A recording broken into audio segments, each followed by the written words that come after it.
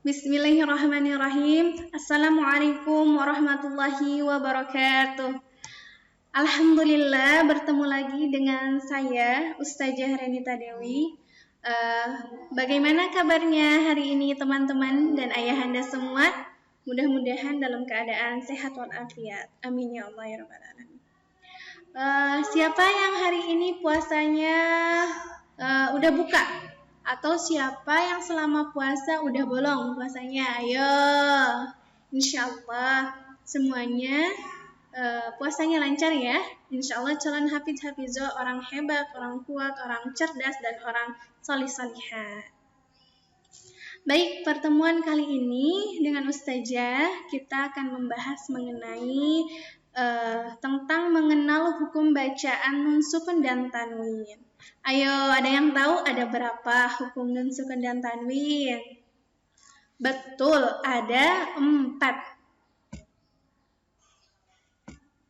Nih, yang pertama ada izhar, yang kedua ada idgham, yang ketiga ada iqlab, yang keempat ada ikhfa. Nah, izhar hurufnya ada 6, yaitu alif, ha, kha, ain, ghain, ha. Izhar dibacanya harus jelas. Kemudian yang kedua idgham. Idgham artinya memasukkan. Hurufnya terdiri dari 6 huruf, yaitu mim, nun, waw, ya, ra, lam. Atau bisa disingkat dengan yarmaluna. Membaca huruf idgham harus memasukkan atau menggabungkan suara nun ke dalam huruf selepasnya. Yang ketiga ada iqlab.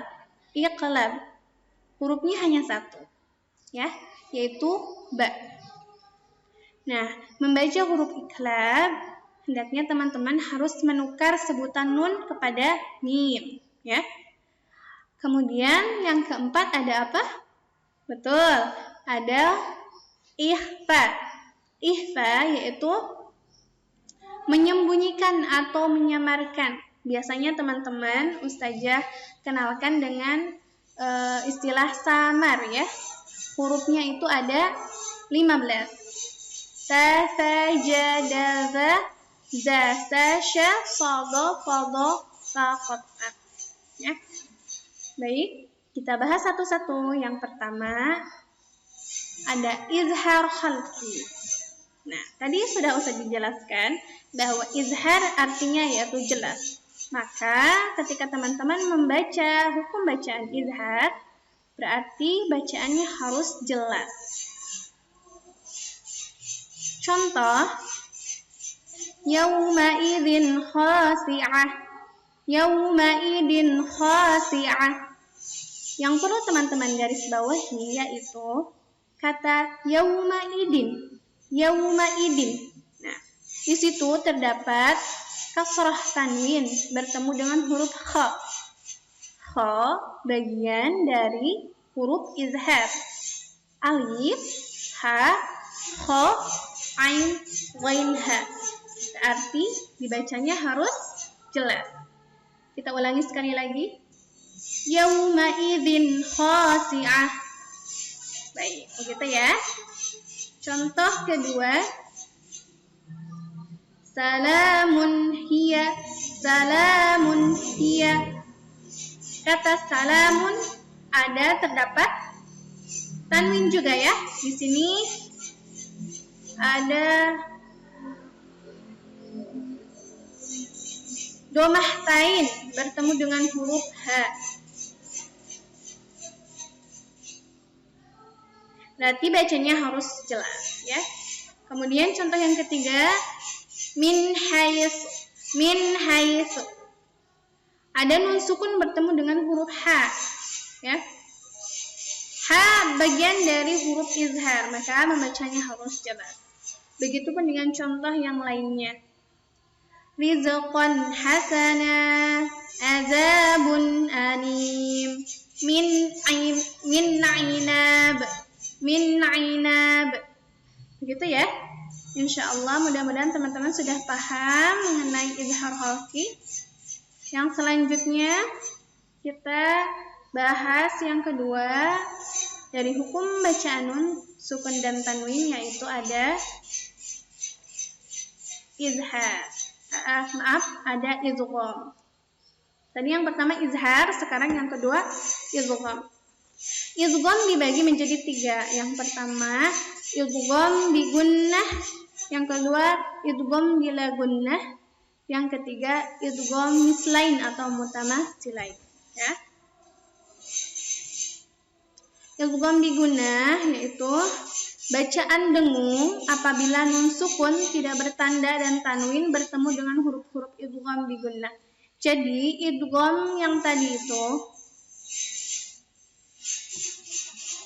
nah huruf idgham ini yang 6, mim, nun, waw, ya, ra, lam, dibagi menjadi 2 bagian, yaitu idgham bi gunnah dan idgham bila gunnah.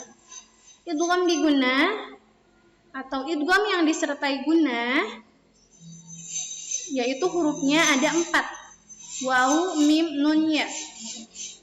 Atau teman-teman mungkin pernah mendengar ustazah memberikan penjelasan atau memberikan singkatan kepada idgham bi gunnah, yaitu yamnu, ya, mim, nun, waw, atau waw, mim, nun, ya. Contoh bacaannya yaitu qaranim makkannahum, qaranim. Nah, itu di garis bawah ya. Ada kasrah tain bertemu dengan huruf mim. Mim adalah salah satu huruf idgham bi gunnah, ya. Bacanya disertai dengan gunnah. Qaranim, ditahan dulu. Qaranim makkannahum. Begitu. Yang kedua ada idgham bi gunnah. Nah, ini tidak disertai dengan gunnah ya, bacaan tiada dengung. Tidak disertai dengan dengung atau gunnah. Apabila nun sukun tidak bertanda dan tanwin bertemu dengan huruf-huruf idgham bi gunnah, yaitu hurufnya ada 2, sisa dari tadi ya. Sisa dari waw, mim, nun dan ya, yaitu ada betul lam, ra. Contoh bacaannya adalah numakillam, ya. Jadi idgham itu memasukkan nun sukun ini dimasukkan ke huruf lam. Numakillam. Jadi tidak dibaca numakinlam. Begitu ya. Harus dimasukkan. Yang selanjutnya ada idgham mislain atau mutamatsilain. Sebenarnya ini tidak masuk ke hukum nun sukun dan tanwin. Nanti akan ustazah bahas di pertemuan selanjutnya tentang hukum mim mati atau mim sukun, ya. Jadi kita lewat saja. Nah, hukum nun sukun dan tanwin yang ketiga yaitu iqlab, ya. Iqlab menurut bahasa adalah membalik. Menurut istilah artinya jika terdapat nun mati atau tanwin bertemu dengan huruf iqlab dibaca membalik menjadi mim, ya. Hurufnya ada berapa? Betul, hurufnya cuma 1 yaitu ba. Contoh bacaannya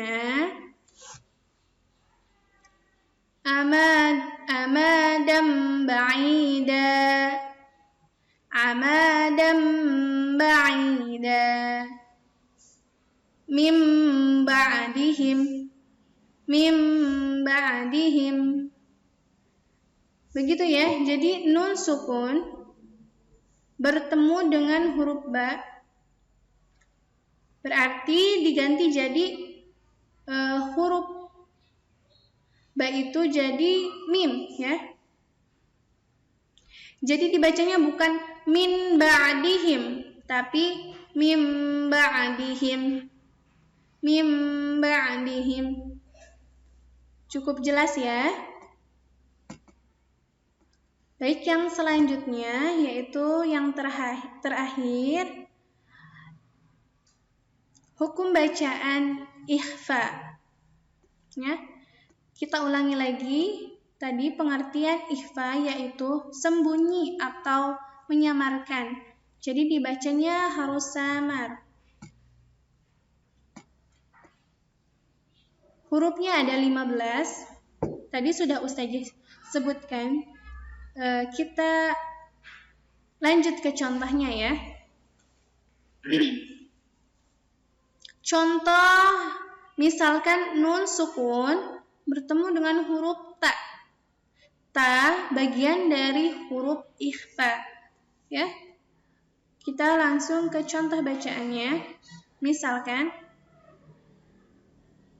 min tilqa.